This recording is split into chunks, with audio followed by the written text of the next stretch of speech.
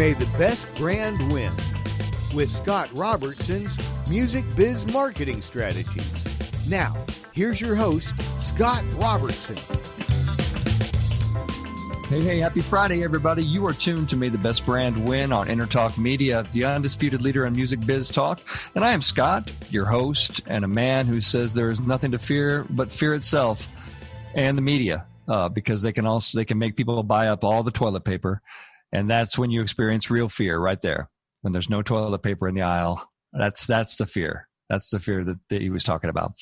Paul B., our producer, continues to produce the show from a secure bunker somewhere in the Bermuda Triangle. We can only communicate via Morse code, and we only have a good signal when Mars is in retrograde. So this weekend, we're going to be in really good shape to get a message to Paul and make sure that he's not in the booth, but he's still in our hearts, and he's out there somewhere with a mask and gloves on, cowering in a bunker somewhere, hoping that the imaginary virus goes away at some point. So who am I? What do I do? And how do you reach me? I am a marketing and communications consultant. I run a public relations firm called Robertson Communications, and I'm a certified story brand guide. So I can create great brand stories, website wireframes, sales copy, PR materials for my clients. Whatever my clients need. In the wonderful world of marketing, I help, create and bring them great results, as we always talk about. You guys are super smart because you've tuned into a great episode. This is episode 168 of the program, and we are going to be talking about packaging. Actually, something I don't think that we've talked about very much on the show. But a very important part of any marketing mix. No matter what you sell. Odds are good it comes in a box. And, marketing has all kinds of ways of making that box sell. Joining me on the show today is a great music entrepreneur and a good friend, Dave Craver, whose new company, Living Image, has a way to make boxes come to life in new ways and really just creep the hell out of people. It's going to be awesome. And so Dave's going to be here to talk about that. Together, we're going to hit who's winning and losing this week. You guys tuned into another great kind of wild and crazy, and I'm going to go on a limb and just say it's already going to be an award-winning episode of May the Best Brand Win on Entertalk Media. So without further ado, I want to introduce you to Dave Craver. A fascinating guy, great marketing mind, always has, new ideas and new things that he's thinking up that nobody else is thinking up. That's the kind of box that I put this guy in. But, Dave, welcome to the show. First of all, how you doing today? Quite well, Scott. Thank you very much. Safe within my own personal bunker with lots of toilet paper. Exactly. If you can be a little louder, I need you to get a little bit louder if you can. Are you close to the mic? I can get more close. There you go. That's what we're talking about. So you and I have known each other for a long time, dating way back into my NAM days. So how did we first meet, Dave? I had sent over a proposal to you it was perfectly logical to me that NAM should sponsor and support a company that helped float all boats, which was a quote that you used. And we immediately bonded and saw it's like, absolutely, we float all boats because we make the tide rise. And in the world of activating musicians, getting them off the couch, getting them out into the world and the wonderful world of open mics. And so we connected that way. Yeah, absolutely. So you came up with a way that you could run these open mic events in bars, and this is way before bars got smart about karaoke nights and all that kind of stuff. What year was that? That was probably 2006, 2007, something like that. I actually started the endeavor in full, looking at more of a national footprint somewhere around 2000. around 2000, and you created these great open mic nights and open mic events that you ran some of them in the Atlanta area and that kind of thing, and you really were able to NAMM was in the business. We were in the business of creating new music makers, hobbyist kind of weekend warrior type of music makers, not necessarily people that are going to go try and make a living with it, but people that enjoy playing. Yeah, musician hobbyist. Yeah, musician hobbyist, and open mic was perfect for that because folks would get up, they could do one song, they didn't have to have a whole set of music. They could get up, they could do one song, they could do two songs, they could do whatever, and they got that thrill of being on stage in front of their friends. The bar gets what it wants because it wants a steady stream of people that are there, enjoying its entertainment. Butts and seats. There you go, butts and seats, and it was good, and you had quite a few good sponsors in the music products industry too. I mean, you had who were some of the sponsors that were in there with you? We've had quite a good run over the years. Some of the top names in the biz: Taylor Guitars, Electro Voice, Fishman, Takamine, Ovation, Larrivee. And that's probably half of them. Yeah, absolutely. And you and you're a musician. I mean, you love to get out and play and entertain people, singer songwriter guy. You've played in bands. I mean, you've been a musician your whole life, and just kind of look for ways that you could avoid getting a real job and try to get some music, do things in the music industry because of that, right? Yeah, I really blew it on the real job thing because the whole time I didn't really start playing out or taking music seriously till I was about 35. So I ended up, those wonderful years in your 20s when you're so energetic and could really go out and do something with music. It didn't occur to me. I ended up working for my dad. And became the national sales manager for a video duplication company. And I would it was so porn. Vegas. So you were in porn. Just say it. Just say it. The mind goes straight there, and I should have been in porn because that's where all the money was. But we just decided we wanted to work with educators, so we could never even do porn. We couldn't bring it in the building. Some porn is educational. I wouldn't know. But there you go. So I've heard. I don't know. Yeah, I don't know. I have also heard such rumors. Oh man. And for a while you were doing you were playing guitar at at these resorts and they would pay for your entire stay, and you'd go down and I mean you would send me emails and say, I've been in Turks and Caicos for 30 days and they pay for all of your room and board, and you're just entertaining at the bar at night. Is that right? That is exactly right. It was don't be a hater, but it was a 6-hour work week. Oh, you suck. I know. I had to go and literally would have the beach bar, which is it's on the number one beach rated in the world by Condé Nast or whatever, and which is called Providenciales.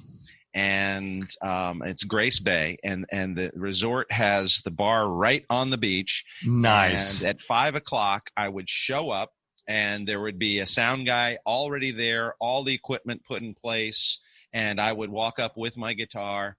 He would hand me a lead. I'd plug in. I'd say, is this on? And I would play for exactly 60 minutes, because at 61 minutes, the sound guy was giving me the hook, because they've got to take the equipment and run down and set it up at the volleyball net for something else. So I'm not even allowed. The people are screaming, yelling, they're dancing, and they, one more song. And I'm like, guys, the guy's going to pull the plug. I'll see you tomorrow. I'll see. I'll be down by this coconut tree, performing with my fill the tip jar. Exactly. Me and Phil the tip jar, are going to be right over here at this palm tree, and my wife will be walking around with Phil under her arm.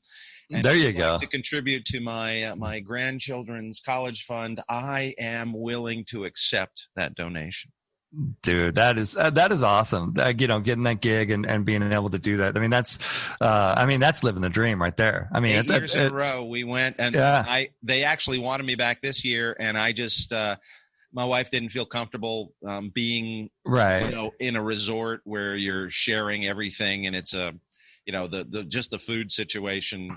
It's a nightmare. So and if you get sick, you're in a third world country. So exactly, you get sick there, and you might have a different problem on your hands entirely.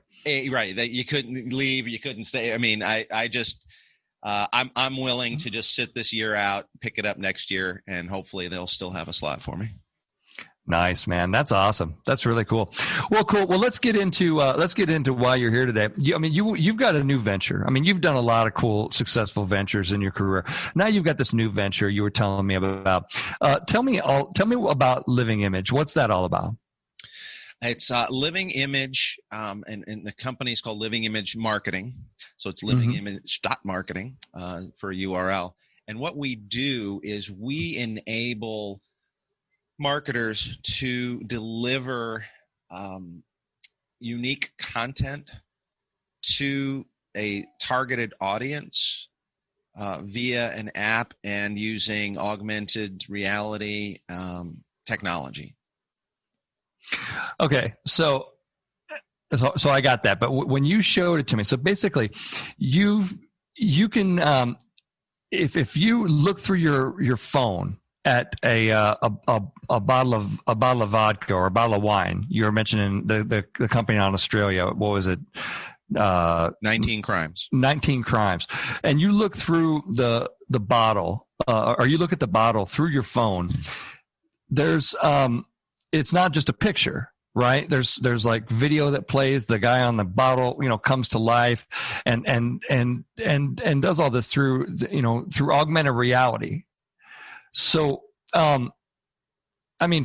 first of all, you sent me a picture. You sent me a picture of an Eggo or a video of an Eggo waffle, a box, and then the Eggo waffle kind of came to life and was talking to me about why I should have Eggo waffles or something, and obviously huge points for creepiness. I mean, right out of the bag. I mean, it's super creepy. What we were going for, totally creepy, super creepy. So you're there, and then. But it's really, really interesting because the box isn't doing jack in the freezer section. It's just sitting there, and there is some thought to, well, hell, what if it could talk, or what if you have armies of people like with their phones just like looking at packages instead of buying stuff. I mean, I don't know what it certainly opens up a lot of new possibilities for what a box could do, right? Absolutely. It's and to speak to that specific thing, what you saw was more along the lines of building brand loyalty. So it was delivering the Eggo waffle people could deliver a new message every morning aimed at kids. So it would be the idea would be, hey, did you know that the moon has earthquakes? And that's right, they're called moonquakes. Okay, so that's the cool thing of the day, that you can and so now the kid's like, wow, this is great. So next morning he gets up, grabs the Eggo box and sets it there. Of course, now it's building this routine of over and over again. So he's going to have Eggos every morning. And even if he doesn't have the Eggos for breakfast, he still wants to point the app and find out what today's cool thing is. But what you were saying is the other way to use it is the first time you pointed at the Eggo box, the little Eggo guy comes on and says, hey, did you know that there's this much nutrition in an Eggo and that it's made from really good stuff and it's really good for your kids? And did you know that you can download an app and we'll deliver a really helpful educational message to your kid every morning? So why don't you pick up a box of, well, me? Nice. Nice. And you got a real future in voicing the Eggo waffles too, by the way. I totally want to be a voiceover guy. I mean, it's just my calling. I would say things like, I would say, hey, I'm an Eggo waffle. I promise I won't kill you. You know, I'm thinking writing might not be, where we're going to use your talents. But I like the voice. I did like the voice. But it was the script. We're just going to, we're going to massage it. We're going to work through the script. I could see it. It's just, I mean, think how much fun that would be. Somebody pulls out their camera, take out your camera and shoot the box. And the thing goes, Egg Waffle goes, hey, I've been watching you for a long time. Take me home. You got a 50% chance of surviving. Things like that. You've walked by me 300 times. I am so glad we've had this chance to talk. I'm so glad we've had this chance to talk. And you're right. I mean, if you save the box of something, so legitimately you could get people, everybody reads cereal boxes in the morning, that kind of things. But the possibilities for like cereal boxes are endless, because instead of having to print a bunch of stuff on the box or whatever, you basically would just use your phone, and then you could vary that message as for as long as you have the cereal box, for like 2 weeks or something. Or I don't know. It depends on what kind of cereal, how fast you eat cereal. The way it works is that the server is going to queue up the next video presentation playback. Right.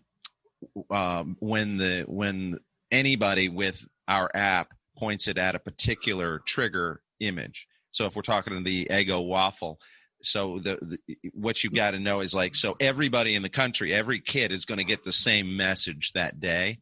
And then when we point it, the image doesn't change. So we change the video on the back end. So it's really a great way to build unique content and deliver it in a very different and engaging way. That's cool. And so this could very well be the future of packaging, right? I mean, yeah, absolutely. It's there's no doubt about it. I mean, QR codes are similar.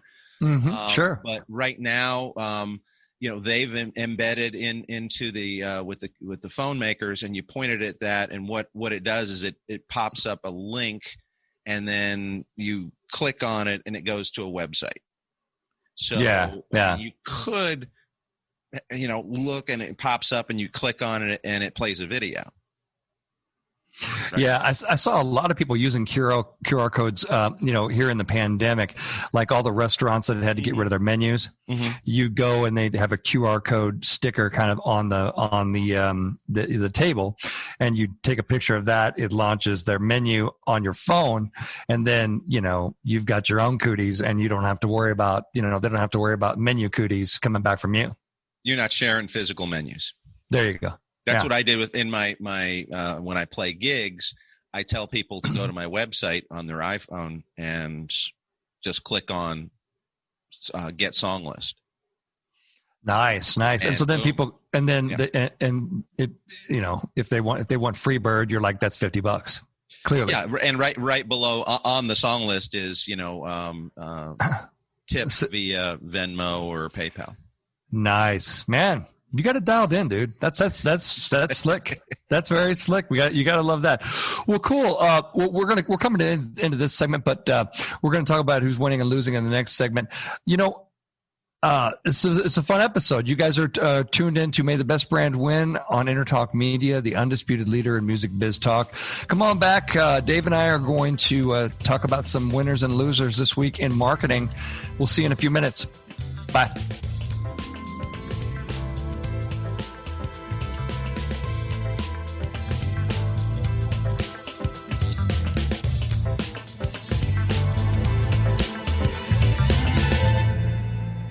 Hey, everybody. Happy Friday. You are tuned to May the Best Brand Win on Entertalk Media, the undisputed leader on music biz talk.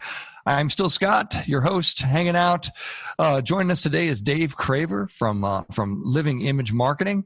Dave, it's been really cool hearing so far about what you're doing with packaging and some of that augmented reality stuff. So thanks for hanging with us today. Absolutely, Scott. Pleasure to be here. All right, awesome. So, and guys, in segment 2, we talk about who's winning and losing in the world, and just because there's a pandemic doesn't mean there's a bunch of idiots out there doing marketing who shouldn't be. And let's discuss one of those right now. So, Kraft mac and cheese is in trouble this week because they and honestly, I got to say, a lot of companies step in and it's their fault. This one does not feel like it's Kraft's fault, I got to say. But some customers have accused Kraft of sexualizing mac and cheese. They have a promotion asking people to send nudes, spelled Noodz, like, send nudes, like send Noodles, their product, to people who might need them and that kind of thing. Their Instagram was flooded by parents lamenting the company for sexualizing mac and cheese. The promotion was actually encouraging adults to send their loved ones boxes of Kraft mac and cheese noodles. In a broadcast, which is removed from the internet, Saturday Night Live's Vanessa Bayer says to the camera, "In these strange times, people are in the need for extra comfort. That's why it's a nice gesture to send nudes. To be clear, I'm not advocating you send nudes to anyone. Send nudes, not nudes." And outraged customers have complained that Kraft is a family company, yada, yada, and have even suggested that the advertising is a gateway of children to actually send nude shots to each other. Let's see. Tanya Chen from BuzzFeed says the post grooms children into believing it's okay and even funny to send nude pictures. Lots of people said horrible, never buying Kraft again, yada, yada, yada. Things escalated quickly, blah, blah, blah. There was a Satan-worshiping conspiracy that came through. So, Kraft did this because it was National Noodle Day, which I'm going to go on a limb and say was invented by Kraft. It was last Tuesday, just in case you didn't celebrate responsibly. Or maybe Chef Boyardee. Chef Boyardee may have invented it. It's true. But that's what's happening with Kraft. Now, I'll give my opinion on this first. I think that Kraft tried to do something kind of funny, and the world lacks a sense of humor here in 2020. They lack the kind of sense of humor that is going to be necessary for that to be well received. To me, first of all, I didn't know it was National Noodle Day. I got to say, the story kind of made me go, "Oh, okay, it's Noodle Day, good." I think that they probably got caught up in a little something here that they otherwise did not intend.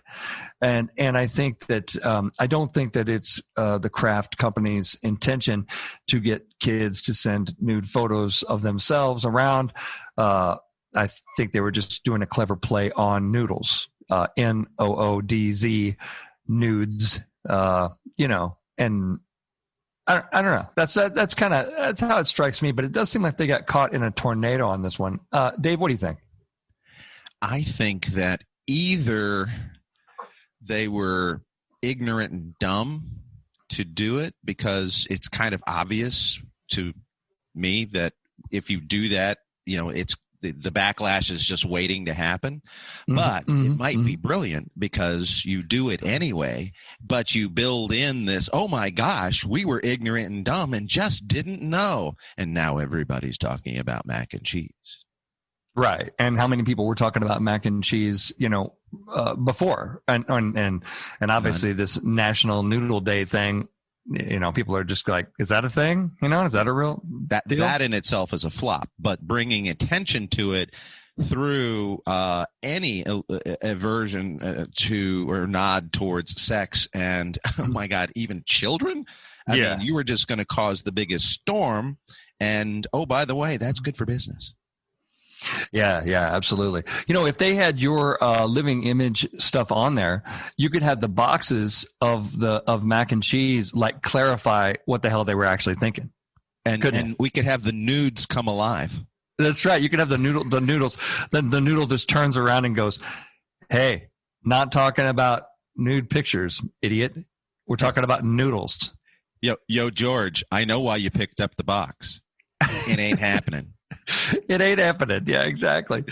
Oh man. Well, that's a good one. I don't know what to put. Usually it's real clear as to whether that's a winner or a loser. I'm going to say they're probably losing But as you said, they did get a lot of people talking about them. And I guess you'd have to look at sales, right? I mean, to determine if they were winning or not. Did they sell a whole bunch more mac and cheese? Did it have any sort of impact on the brand? And was that impact negative? And those numbers would really kind of tell you if it was really winning or losing. They certainly made news. We're talking about it on this show, Right. The fact that you're talking about, Kraft mac and cheese, which is, it's not exactly 5-star delicacy. It's a lot of people that have very little money eat that stuff.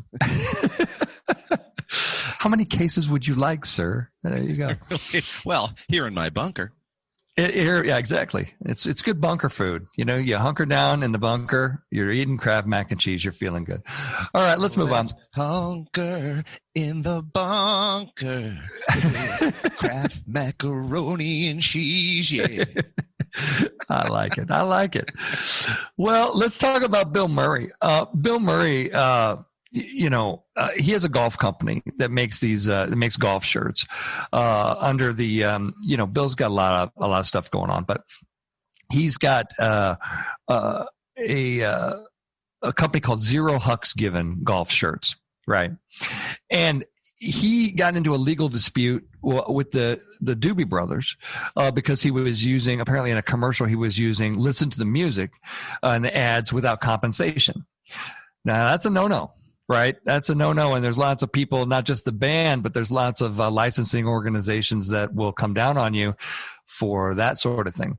But what I want to call attention to, the reason I think it's winning is basically it made news because the Doobie Brothers lawyer sent a legal warning to Bill's golf company, basically saying, they really they really wrote a humorous response to this, which I thought was pretty good, especially for a lawyer, pretty good.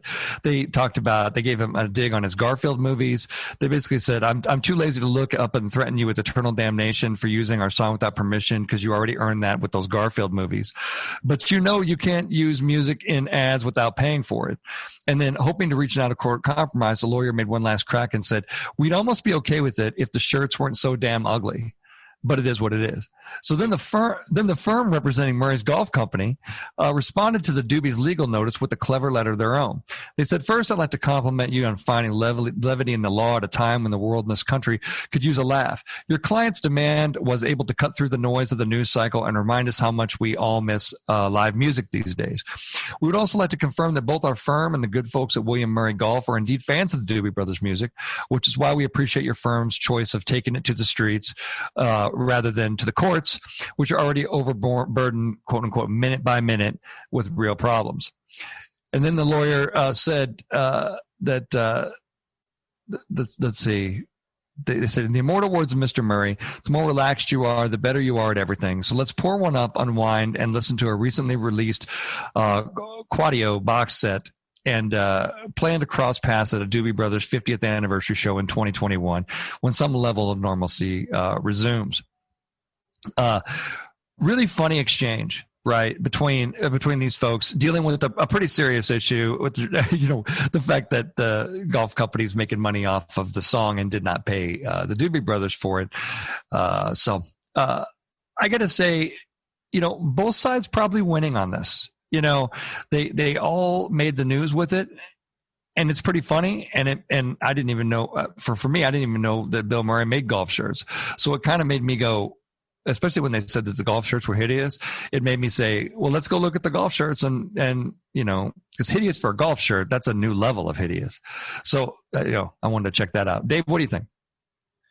I think it's a win. Again, every time you're talking about it, it creates awareness. People go, oh, I like Bill Murray, and why would he make an ugly shirt? So let's go see what these people think is an ugly shirt. And it's got to move the needle and generate sales.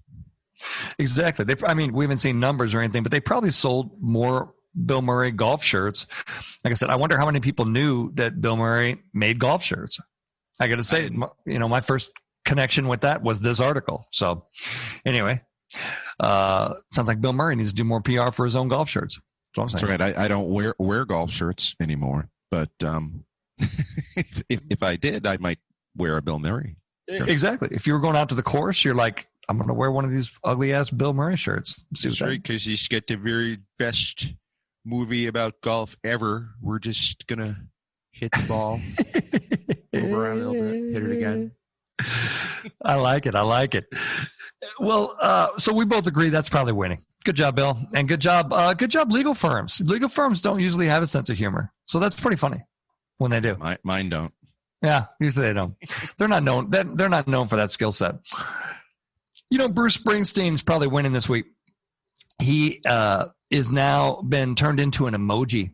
And the fans are liking it, according to this article I found in Newsweek about the Bruce Springsteen emoji. The way that you make the Bruce Springsteen emoji is kind of interesting. You have to do the hashtag of hashtag Springsteen, and then it sort of comes up, right? So the emoji is basically like, it looks like Bruce Springsteen, right? It's got the headband, it looks like him. So, pretty cool for the boss to have an emoji, modeled after him, and that kind of thing. I think he's definitely, like I said, it only appears when you use the Springsteen hashtag, and it doesn't appear in embedded tweets, right? But it shows the boss in this well-known pose with the arm raised, and he's about to strum his Fender Telecaster. It's kind of a Born in the USA look kind of thing of the Springsteen emoji. So, I got to say that's probably winning for the boss, I don't know. What do you think, Dave? Yeah, definitely a win. There's nothing wrong with having millions of people talk about you and express a feeling or an emotion with something that looks like you while typing your name. That is a win. Exactly. What would you use the Bruce emoji for? It would have to be something Bruce Springsteen, right? I was trying to think like emojis are like cave paintings, right? People, right, have to be told what these things stand for. Otherwise, it doesn't have any meaning when you send it back. You ever get one of those emoji strings from people, and it's like there's like 5 or 6 emojis strung together, and you're like, I feel like I've missed a meeting. I don't completely understand what in the hell you're trying to say. Right? Yeah, that's never a good idea to string those things together. I know, and like the young people, the young people, they like to string them together because they all share the same cave wall, and they like know they've said, okay, so this is going to mean this, and this is going to mean this, and that's going to mean this. But then when they send it to somebody outside the cave, all of us go, I don't know what the hell you're talking about. It's nabbit, Luke. What are you trying to say there? What are you saying? Exactly. I agree. It's just, but the Bruce, now all of us old folks, we can use the Bruce emoji and we can all agree that it means something. I don't know exactly. On. Maybe it means rock on. Mm-hmm. Maybe it does. I don't know. Rock and roll. I say winning. Total win. And our final story today, comes from innovation. Basically, there's a lot of grounded airplanes in Singapore. Just so you know, they're not flying out of nothing. So they've turned these grounded airplanes into pop-up restaurants, and Singapore Airlines is turning 2 of its Airbus A380 planes parked at the airport into impromptu restaurants, and it's proved surprisingly popular. Bloomberg reports that all seats at the restaurant sold out within 30 minutes of the bookings opening, as people rush to recapture the excitement of balancing a tiny meal on an even tinier fold-down airline table. Interesting. So there's a whole story about it, by the way, you can read it on The Verge, about pop-up restaurants. As a marketer, sometimes you stumble. Sometimes we know what people are going to like. Not in a million years would I have predicted that anyone would choose this. Would choose this as their dining experience. You're going to go onto a plane. You're going to pull down a table. You're going to sit there. You're going to get up. You're going to leave. The plane hasn't taken you anywhere. You have basically just eaten your meal, which honestly, that there are no meals that have ever been served to you in the air that you are like, man, that was some awesome Salisbury steak. And those Melba crackers, God bless America. How do they do it? So, and I get that it's like real restaurant food, but my perception goes, I'm eating on an airplane. This is going to be awful. I don't know, but maybe there's a difference between Singapore and us too. I mean, would this work in the United States? Would people actually would they, it's an inventive use of a bunch of planes that aren't doing anything. I got to say that. And selling out in 30 minutes means they definitely have demand for it. But, I don't know. It's a win in those categories. I can't imagine the experience is that great. But anyway, that's just me. What do you think, Dave? Just going to the airport is a nightmare. Exactly. Right. So you got to just to go to this restaurant, you got to go through all of the parking and all of that. That's true. Expensive. And then you walk or you take some tram. And I know in Atlanta, you'd have to get on the, down the escalator, onto the tram, out to the thing, up the thing. And then all of a sudden what about security? Do you have to actually, of course you're in the airport, you got to go through security. So yeah. You know what? That's true. What I hate about traveling these days has to take place before I get to consume and enjoy the next part about flying I hate. Maybe you can just drive up to this thing. I didn't even know, but if they don't really talk about that or whatever. Right. But to me, it would be like you could drive people's cars like up there and just walk up the steps, right? And then that would make more sense. Maybe you could avoid the airport. You're right. If you have to go to the airport, you got a lot of problems. I mean, where else would the planes be? I know, but I mean, if you have to go like through the airport to like board the plane, so now if you could drive up to the plane and walk up the steps, then you're probably okay. But with the security issues in today's world, it's just, you could see a terrorist taking advantage of that, right? Putting a bomb in their car and pulling up underneath the plane. Yeah, maybe. I don't know if they worry about that in Singapore or not. Maybe they do. Anyway, it's an interesting one. Well, cool. Well, everybody, that's who's winning and losing this week in marketing and communications. Come on back in segment 3, and we are going to talk about more about this living image marketing and living image packaging that Dave's got going on, and he's going to tell you how to know if that's going to be right for you and your marketing challenges that you're facing out there. Come on back. We'll see you in a few minutes.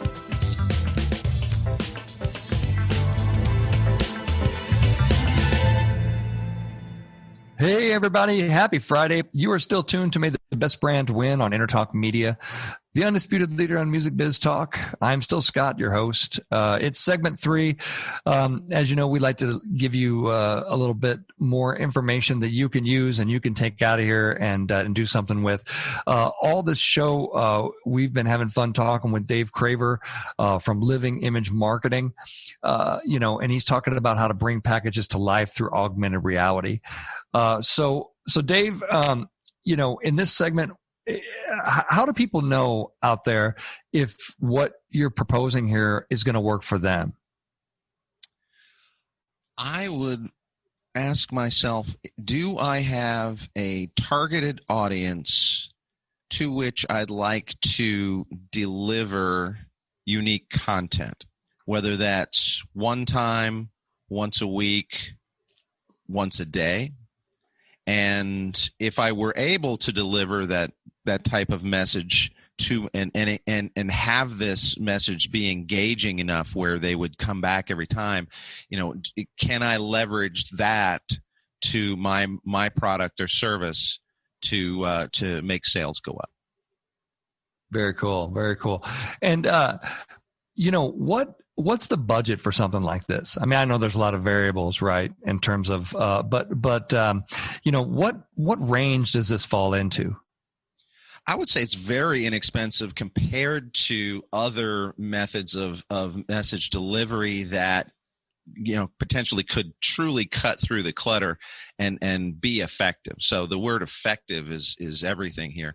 And the nice thing about our product and our service is that it really is, there's a relatively small setup fee to get everything put in place and to have the images and the videos and work through the process of how everything goes. So we charge a small setup fee, but then what we do is we allow testing, because we want this thing to work, and if it works, we're both going to make money, and if it doesn't, then we'll just part friends and move on. So the idea is that we'll set up a test, and that involves the delivery. Let's say it's coffee mugs, and you want to put a coffee mug in the hand of a very specific target market. So you either sell the mugs or you give the mugs to people, and then you tell them, hey, just download this app and the mug will talk to you, and it will deliver this message. So we use that very thing for high dollar tier one donors, for whether it's political campaigns or universities. They'll have their inner circle of people that year after year give lots of money. So imagine you would have the university president's picture on a coffee mug, and you give it to a top tier donor, and then they download the app, and then every morning while they're having their coffee, the university president gets to deliver a new message. And then 3-4 times in a row, he just delivers the message of the day, basically commenting on political things going on and the destruction of the world. And then maybe on day 4, you say, oh my gosh, it really hit the fan last night. Did you see what that guy did? And we're really going to need your help, because we rely on you, and we can't do this without you. And there's a button right below here that my talking that says donate now. Yeah, do that. Okay. So, so you're creating a communication, direct communication line with your high dollar donors, and boy, and from a marketing standpoint, that's kind of like the brass ring. Yeah, it's nice to keep people on the carousel, as long as they want to stay on the carousel. Right. What about right now you have to download, your app, and then presumably open up an account and that kind of thing. And so you're giving people those kind of steps. Do you have any plans like QR codes were always kind of different to when you had to download an app to do it. But once the phone makers started bringing in the capabilities of doing that stuff in just the naked camera lens, things started to really take off. Like for QR codes. I mean, do you see something similar happening? Will the phone makers say, okay, augmented reality is the way to go, and we're going to create an augmented reality standard and that kind of thing, and then you won't have to download an app and you can just look through the camera? I think it is definitely on the horizon, and what's going to happen is there'll be companies like ours that provide the back end tech that goes with this. So the front end tech is going to be the camera on your phone, just like the QR code, but it needs to connect to something. And so Apple doesn't want to be in that business, and so it's what image is recognized and what video is then played back, or what happens next, like the QR code, what happens next. Yeah. So we're the company that answers the question, what happens next? And we're a critical piece of the puzzle, because we're the one working with the client to make sure that the image is correct and the message on the back end on the server is correct. And then we get to change that, whether it's once a day, once a week, or once a year. And so we're the one that has to deal with all that. So but the simple answer is yes, I think it's coming, and the need to download the app will be a thing of the past. Don't know when that's going to happen, but it's definitely in the future. Yeah, people are definitely getting more comfortable with augmented reality. I mentioned to you that Nintendo has that new Mario Kart game that is sort of based in the real world However, it's what's really happening is they're just mapping your living room and creating a virtual circuit around that. And so you're playing that you're driving a physical car with your phone, and so the game is like it's like part in the real world and part in the augmented world. And and that launches tomorrow. Right. Wow. That's going to be one of the, there's going to be units on store shelves tomorrow of this new Augmented Reality Mario Kart game tomorrow. Right. So, augmented reality is definitely going to really start showing up, in a lot of places. So it makes sense that, it makes sense that our packages would start talking to us and delivering messages like that. I mean, I think you're really onto something here. Yeah, absolutely. Really I appreciate that. And on the consumer side, just the individual consumer, how do we turn this into a consumer-based product? Mm-hmm. Where they actually are involved in the choosing the image and then choosing the message. Imagine a mother sending her 18-year-old daughter off to college for the first time. She gives her a picture of her, a picture of mom. Yeah. Boom. And then, right. And so here you go. This is it. And here's the app, or, point your phone at the picture every morning and I will deliver you a very special welcome to the day. Aw. Sweet. I want to cry. And then whenever you're doing stuff in that room that I don't want to see, there needs to be a shade that can be pulled down or a way that picture can be turned around so I don't see it. Well, mom actually doesn't have a window to the world there. It literally is a static image. And so, yeah, you're what mom does is uses her phone to record the message of the day and then uses our app to upload that message of the day to the server. And it always corresponds with the daughter's picture of mom that sits on her desk. Nice. Every time she points it at mom each day, mom delivers a new message. That is pretty cool. I mean it's nothing. That's pretty cool. Mom could make a video and text it to her, right? But that's kind of been done. This is a way to cut through the clutter and do something different, fun, and unique at a low cost. Very cool. Well, great, man. I'll tell you what, it's awesome. What have we learned, folks? We learned that everybody has boxes and that new ways are coming to make those boxes work even harder for you as a marketer out there. Dave's new living image marketing company and marketing technology could be really amazing out there, folks. So, Dave, how do people find you and find out more? So, livingimage.marketing is our domain, our website. Mm-hmm. My email is dcraver, DCRAVER, at livingimage.marketing. And I would love to hear from you. Come up with some unique ideas. What's happened with us is we saw the wine bottle talk for the first time. Yeah.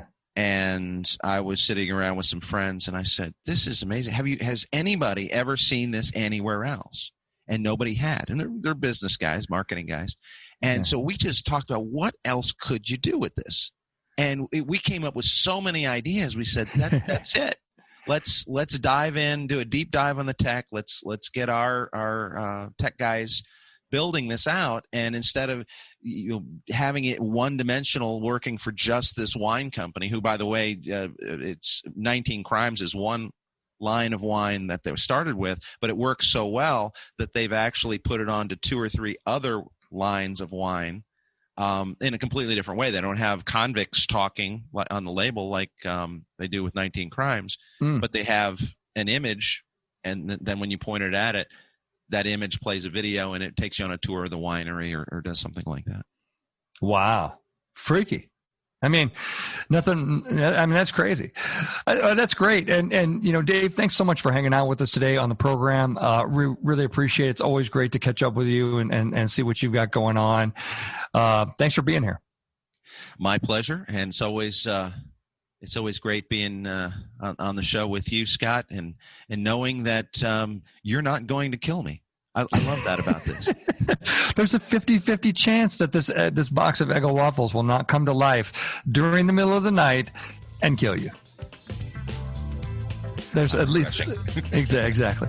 Well, that's it for me, kids. Thanks very much, and have a great weekend. And catch us again for another great episode of May the Best Brand Win. Dave, thanks a lot. We really appreciate it, man. Thanks, Scott.